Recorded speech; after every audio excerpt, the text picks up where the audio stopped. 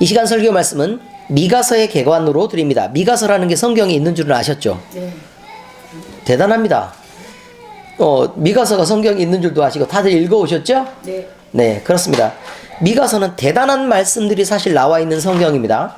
읽다 보시면 중간에 우리가 깜짝 놀랄 만한 성경들이 있고, 아, 이렇게까지 하나님께서 우리를 지키시려고 하는가라는 부분들도 있고, 그 다음에 도대체 사람은 얼마만큼 부패하면 이렇게까지 하나님을 진노하게 할 수 있는가라는 부분에 대한 이야기도 나와 있습니다. 하나님은 우리 죄를 드러내시고 벌을 주고 혼내려고 계시는 분이 아닌 걸 여러분도 잘 아시지 않습니까?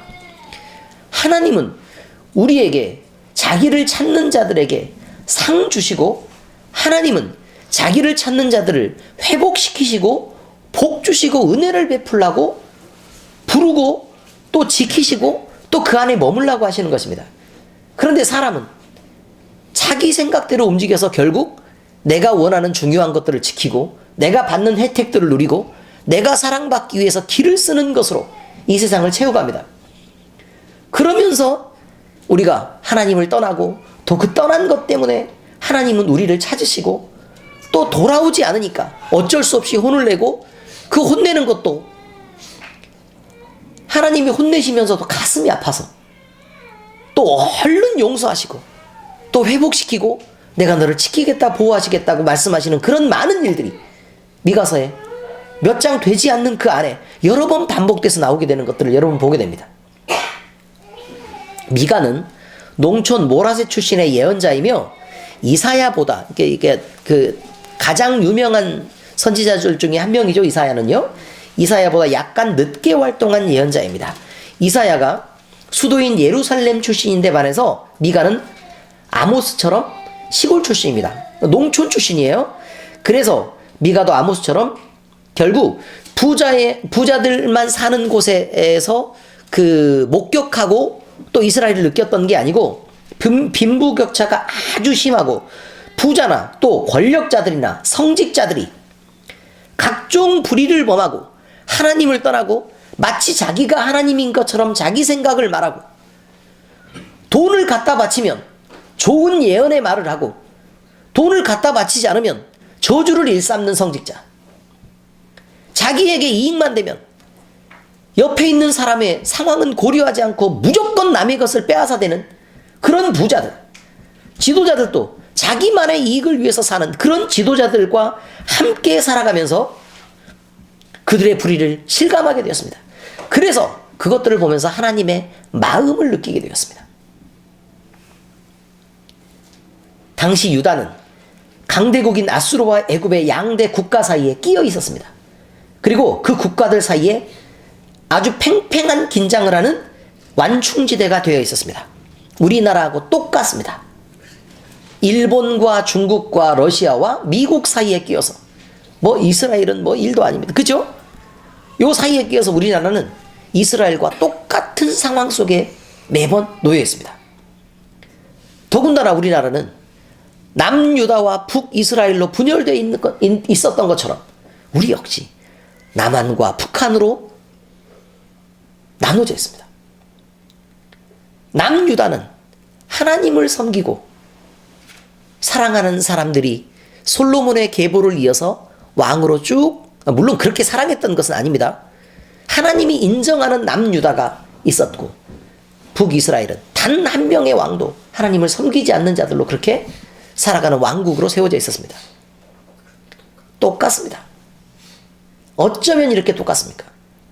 그것만 같은 게 아닙니다. 부패한 것이 같습니다. 하나님이 주신 은혜, 하나님이 주신 역사들만 같은 게 아니고, 마음이 부패하고 돈을 사랑하고 사람을 미워하고 착취하는 일, 내 이익을 위해서 내 주변이나 아니면 나와 관계된 사람들이나, 심지어 요즘에는 신문에 나오는 거 보니까 나와 아주 친한 사람들까지도 쉽게 해하고 또 자기만을 위해서 그렇게 살아가는 사람들을 많이 보게 됩니다. 그런데 그건 여러분 자기가 하는 일이 아닙니다. 영혼이 부패한 것은 하나님을 떠나 있어서 죄의 종이 되어서 그 노예로 살아가기 때문입니다. 오늘 미가서에 말하는 것이 그런 얘기를 하고 싶어 하는 것입니다. 그냥 그러는 거 아니다. 너희가 너희들 마음으로 하는 게 아니다. 죄의 종이 되었기 때문에 그런 거다. 돌아와야 한다. 돌아와야 한다. 지금 돌아와야 한다. 이렇게 말합니다. 하나님이 기뻐하시는 것은 이렇게 사는 것이 아니지 않느냐. 너희가 형식적으로 나를 지키는 것처럼 거짓말을 하며 살지 말아라. 네 마음속에 내가 들어있니? 혹시 너 자신을 위해서 나를 이용하려고 하는 것은 아니냐? 그렇게 말하고 있습니다. 내용을 보겠습니다. 먼저 1, 2장의 말씀은 이스라엘에 미치는 재앙에 대한 하나님의 말씀인데요. 이것은 이스라엘과 북이스라엘입니다. 남유다가 하나님 앞에 용서받을 수 없을 만큼의 죄악을 범하였고 그 죄악으로 인해서 재앙이 임할 것이라는 말씀입니다. 그러니까 너희들이 분명히 재앙을 받을 거다. 근데 그때 당시에는 엄청나게 호화로운 부귀 영화를 누리고 있었습니다. 그래서 멸망할 것 같지 않고 그 다음에 뭐 솔로몬의 영광들이 막 이렇게 길게 이어져 나가는 것처럼 보였던 아주, 그러니까 나라나 정치나 아니면 이런 것들은 다 부패했지만 부자들은 누리고 살았습니다. 부자들은 누리고 살았어요. 그런데 엄청 많이 누리고 사는 것처럼 보였는데 가난한 사람들은 너무너무 가난하고 죽을 것 같은 괴로움 속에 살게 되었다. 그런 말입니다. 입장이 서로 다른 것입니다. 자, 미가에게 하나님의 말씀이 임합니다. 사마리아를 심판하겠다. 이런 말입니다. 그것은 부패하고 타락한 사마리아와 예루살렘에 관한 것이었습니다. 말씀을 보니까요, 이렇게 되어 있습니다. 유다의 왕들 요담과 아하스와 히스기야 시대에 모레셋 사람 미가에게 임한 여호와의 말씀, 곧 사마리아와 예루살렘에 관한 묵시라 라는 말로 시작해서 미가가 예언하는 사역을 시작하고 있습니다. 자, 그런데 야곱과 이스라엘은 죄를 범했답니다. 죄를 범했습니다.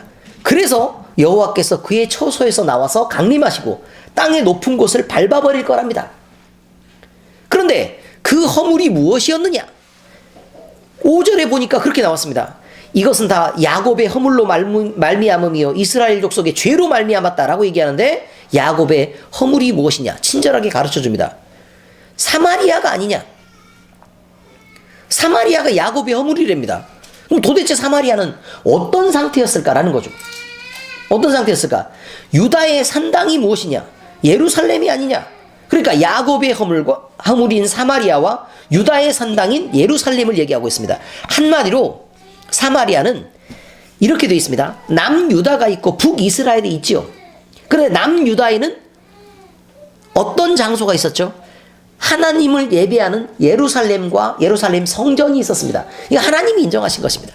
그런데 북이스라엘이 10지파가 나눠져서 위로 올라가서 분단을 시키고 말자 북이스라엘은 예배할 장소가 없어져 버린 것입니다. 그런데 이스라엘은 예배를 못하면 이스라엘 민족이 아니죠.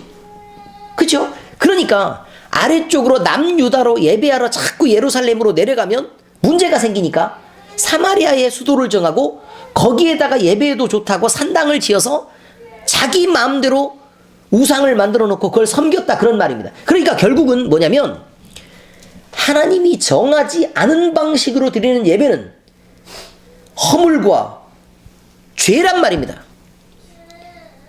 우리가 우리의 마음대로 우리가 우리 교회를 늘리기 위해 자 이렇게 예배했다고 생각을 한번 해보기로 하십시다. 교회를 늘리기 위해 사람들이 좋아하는 설교를 합니다. 우리 교회에 나오면 하나님이 축복하셔서 복 받습니다. 그래야 되겠습니까? 사람 듣기 좋으라고 하나님의 말씀이 그렇게 바뀌어야 되겠습니까? 그건 말이 안 되는 일입니다. 그렇게는 못합니다. 여러분이 편하자고 여러분 스스로 사랑하고 섬기고 겸손해지는 일에 뒤처졌어야 되겠습니까? 하나님이 기뻐하시는 예배가 아닙니다. 여러분 한 몸 편하자고 집에서 수고로움을 감수하지 않았어야 되겠습니까? 노력하셔야 합니다. 여러분 편하자고 여러분 감정 상한다고 함부로 화내는 일이 있어서 되겠습니까? 내 마음 편하자고 그렇게 마음껏 화내도 괜찮습니까?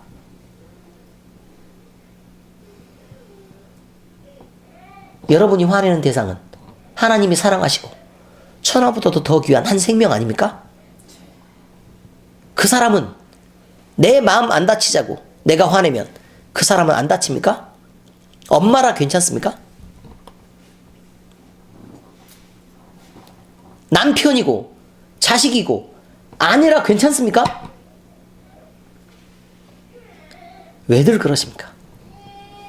성경이 아닌데. 이러므로 내가 사마리아를 들의 무더기 같게 하고 포도심을 동산 같게 하며 그 돌들을 골짜기에 쏟아내리고 그 기초를 드러내며 라고 말하는 것은 너희들 기업을 산산이 무너뜨려 버리겠답니다. 너희들이 갖고 있고 너희들이 부자고 너희들의 재산이라고 인정하는 그 모든 것들 너희들이 밟고 있는 그 기초를 무너뜨려 버리겠다 그 말입니다. 남겨놓지 않겠다입니다. 왜요? 하나님의 뜻대로 행하지도 않는데 뭐하러 하나님이 복을 주겠습니까? 무너뜨려야 돌아오겠죠. 그 새긴 우상들을 다 부서지고 여러분이 가진 우상은 무엇인지 생각해야 합니다. 그 음행의 값은 다 불살라지며 여기에서 음행이란 말은요 우상 숭배에 대한 대가를 의미하고 있습니다. 내가 그 목상들을 다 깨뜨리니 여러분 마음속에 들어있는 우상의 형상들을 깨뜨리겠다 그 말입니다. 그가 기생의 값으로 모았은즉 그것이 기생의 값으로 돌아가리라 라는 말은 여러분의 음행이 우상 숭배로부터 이루어져서 그렇게 해서 만들어진 것들이고 그렇게 만들어진 재산들이고 그렇게 만들어진 여러분의 자아라면 그건 무너뜨리겠단 말입니다. 그래서 그 음행의 대가가 예루살렘까지 미칠 것이라고 얘기합니다. 이 말이 무슨 뜻이냐면 예루살렘이 하나님을 예비하는 성전인데도 불구하고 나는 그것을 지키지 않겠다입니다. 나는 거기를 떠나겠다입니다. 여러분, 우리가 우리 마음속에 하나님 두기를 싫어하고 우리 마음속에서 하나님을 먼저 버리면 하나님이 어쩔 수 없이 우리 마음의 자리를 비우시게 됩니다. 그러면 우리는 그 절망감이 얼마만큼 우리에게 미칠지 모를 일입니다. 예루살렘에 재앙이 임하고 성중에 살던 자들과 지도자들이 포로로 잡혀 끌려갈 것이라는 것을 결국 예언하게 되었습니다. 당시 이스라엘 사람들은 자기들이 있는 힘을 동원해서 힘없는 자들의 땅과 집과 산업을 강탈하여 빼앗아가는 범죄를 서슴지 않았습니다. 기회만 있다면 남의 것을 취하려고 했습니다. 하나님은 그들의 철저한 멸망을 경고하시며 내가 너희들의 교만함을 꺾어버리겠다.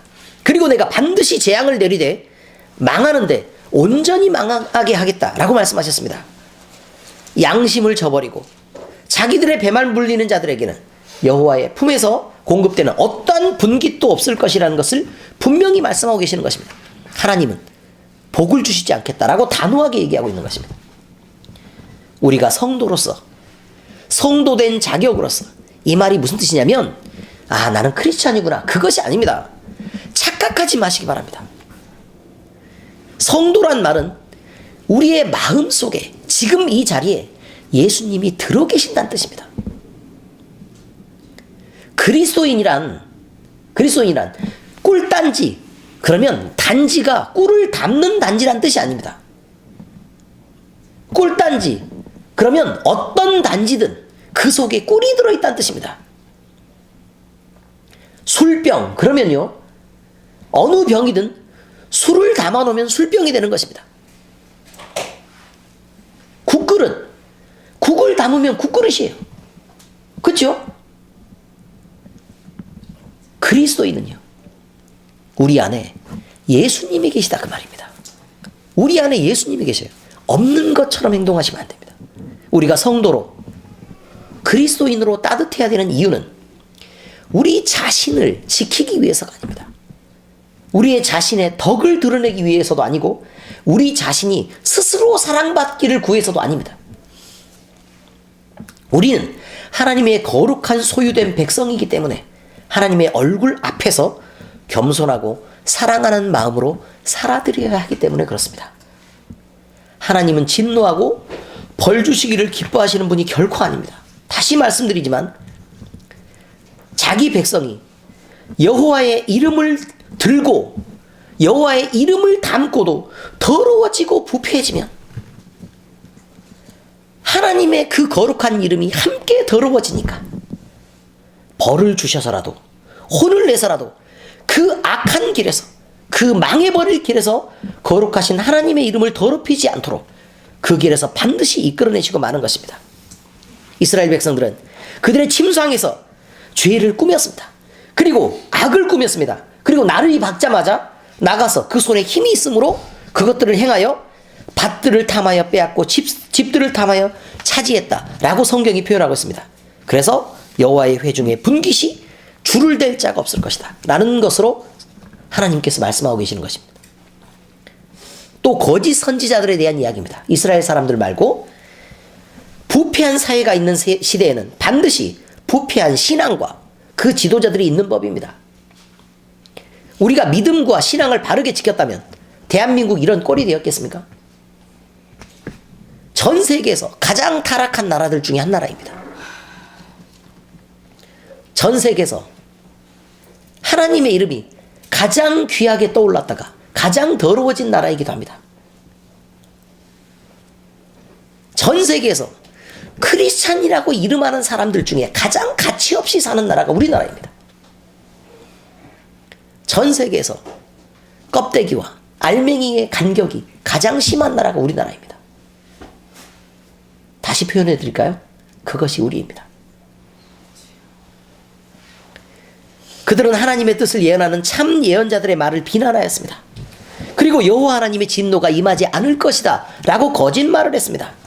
미가 선지자는 이들을 향해 하나님의 임박한 진노는 반드시 임할 것이다 라고 예언하면서 거짓 선지자들을 향하여 예언하지 말라고 경고합니다. 어찌 이르기를 여호와의 영이 성급하시다 하겠느냐? 지금 당장 임하도 지금 당장 진노가 임해도 하나님이 급하게 서두르시는 것이 아니다.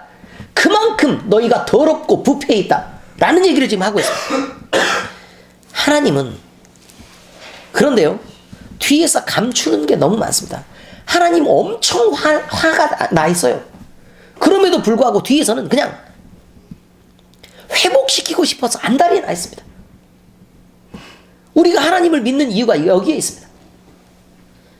하나님은 자기 백성들을 영원히 버리지 않으실 것을 약속하는 말씀을 또 주십니다. 이스라엘을 반드시 다시 모이게 하며 하나님은 반드시 그들 앞에서 이 무리를 이끌어내시고 앞서서 가시겠다고 얘기합니다. 자, 읽어드리겠습니다. 대단한 말씀입니다. 지금 현재는 회복된 게 아무것도 없습니다. 현재 상황은 뭐라고요?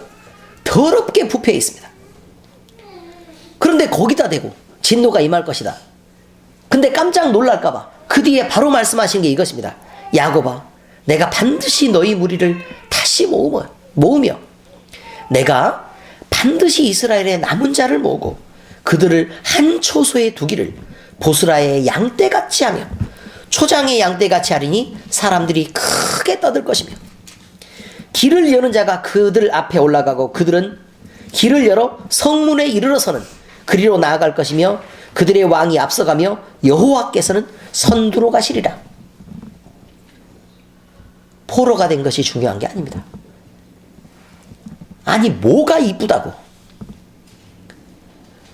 뭐 잘난 게 있다고 자꾸 넌 진짜 크게 혼날 거야 라고 얘기해놓고 근데 내가 꼭 너를 회복시키겠다 라는 말을 반드시 하고야만은 하나님입니다.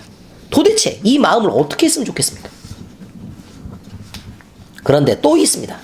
이스라엘의 지도자들에 대한 얘기입니다. 또 미가가 이스라엘 통치자들에 대해 지적한 그들의 죄악은 그렇습니다. 그들은 자신들이 악을 행했습니다. 하나님 앞에서 하나님을 향한 얼굴을 가리고 뻔뻔하게 백성들을 착취했습니다. 성경이 그렇게 나와 있습니다. 하나님을 향해서 돌아섰다. 하나님을 향해서 자신들의 얼굴을 가렸다. 이게 무슨 말이죠? 하나님을 아예 보지 않기로 작정했다. 그런 말입니다. 하나님이 없습니까? 그러면? 안 보기로 작정하면 그렇지 않습니다. 그래서 하나님이 그들에게 얘기합니다. 너희들이 나에게 얼굴을 가렸냐? 그러면 나도 너희를 향해서 내 얼굴을 가리겠다. 그럼 좋을 것 같죠?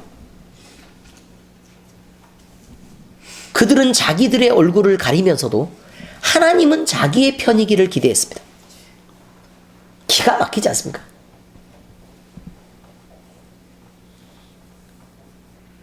우리는 어떤 위치에 있습니까? 우리가 혹시 우리의 마음대로, 우리의 감정대로, 우리의 생각대로 하나님의 얼굴을 가리고 살면서 하나님은 나를 지키시기를 원하는 그런 믿음을 갖고 있지는 않으십니까?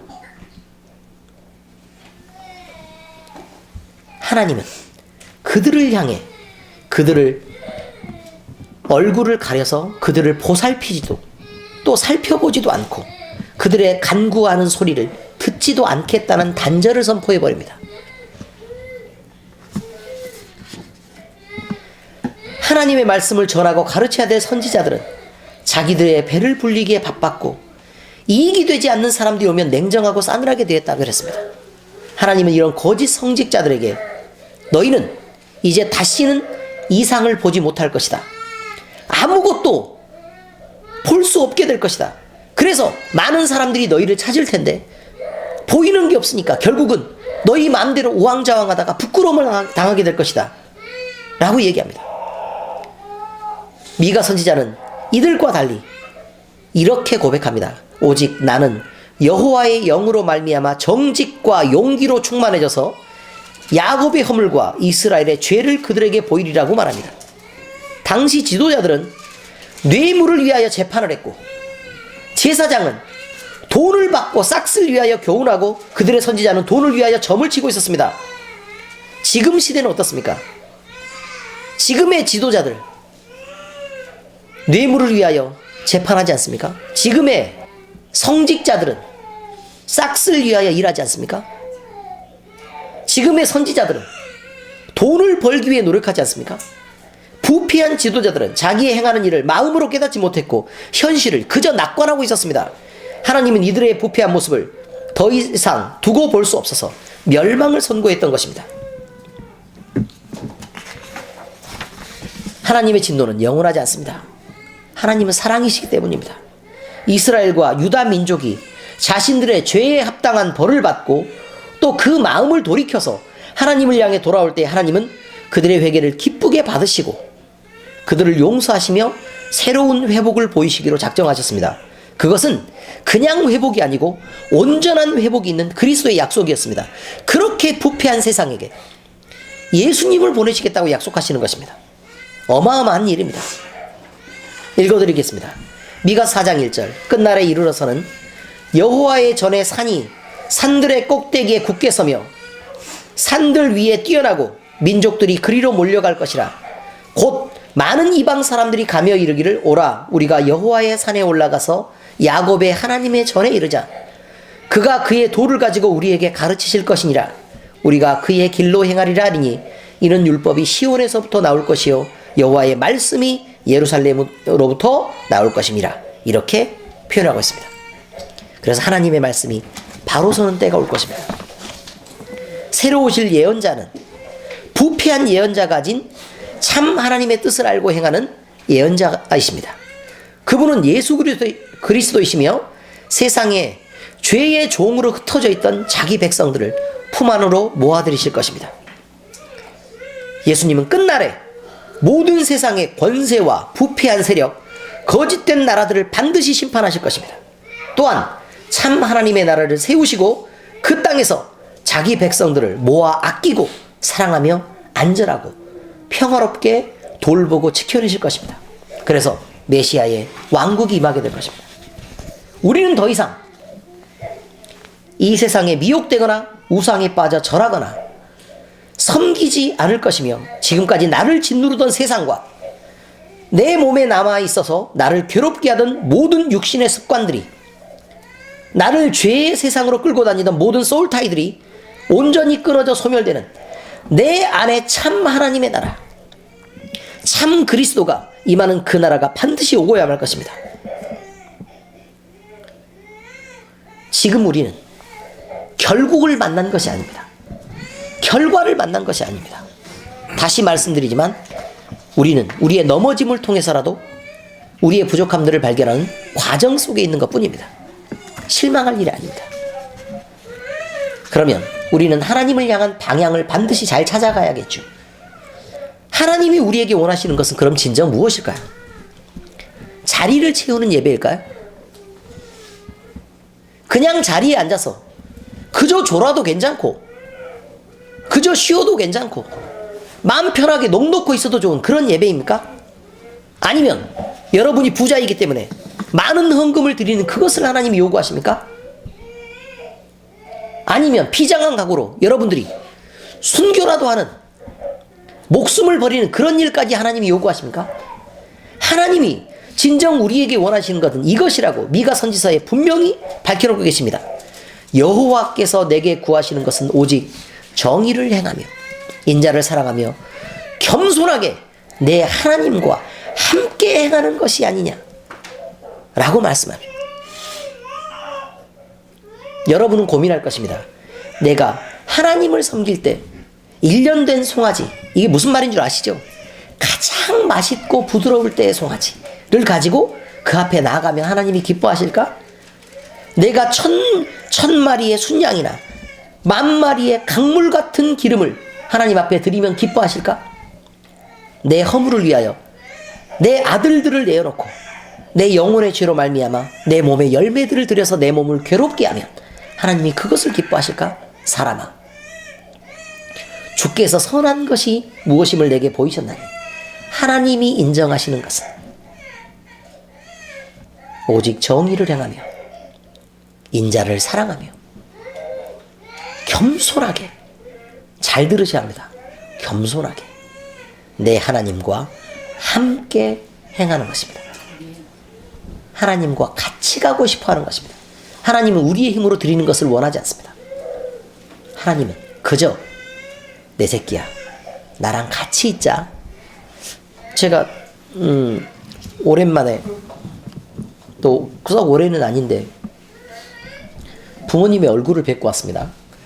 갈 때는 얼굴이 무지하게 반갑더니 급하게 올라왔더니 눈에 눈물이 가득했습니다. 물론 울지는 않으셨습니다. 이정 집사님, 자식들을 자주 보시면 그런 마음이 안 드십니까? 조금은 덜하죠. 그쵸? 근데요, 만약에 그 자식이 부패한 자식이었다면 어떻겠습니까? 볼 때마다 안타깝고 눈에서 내려놓을 때는 얼마나 가슴이 아프겠습니까? 하나님을 떠난 자식이고 세상에 의지할 데도 없고 혼자 서서 방황하는 그놈이면 어떻겠습니까?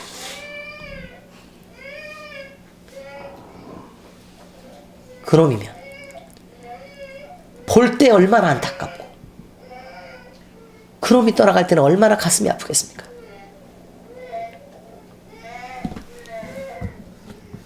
그놈에게 목숨을 버려서 나에게 충성하라고 요구하실 것입니까? 아니면 많은 돈을 갖고 와서 나를 지키라고 말씀하실 것입니까? 아니면요, 내가 좋아하는 각종 백과 여행 상품권과 이런 걸 들고 와서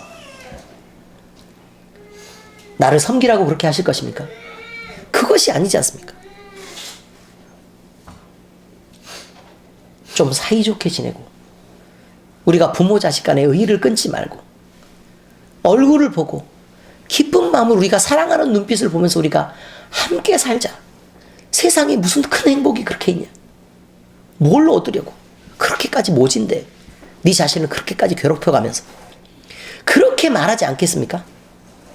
이스라엘은 부패하였으나 하나님은 그들의 죄에 합당한 징계에 의해 구원을 예비하고 계셨습니다. 우리는 부패하여 하나님의 징계를 피할 수 없는 지경에 이미 이르러 있습니다. 그러나 이것은 우리에게 주어진 결론이 아닙니다. 다시 말씀드리지만 이것은, 이 힘든 삶은 우리의 살아가는 한 과정일 뿐이며 우리가 우리의 마음을 돌이켜 하나님을 보면 하나님은 반드시 우리를 구원하시려고 계획해 두셨다는 사실을 잊지 마시기 바랍니다. 성경은 얘기합니다. 오직 나는 여호와를 우러러보며 나를 구원하시는 하나님을 바라보나니 나의 하나님이 나에게 귀를 기울이시리로다. 이렇게 말합니다. 그러므로 미가 선지자는 또 우리에게 이런 고백을 할 수 있었던 것입니다. 주와 같은 신이 어디 있겠습니까?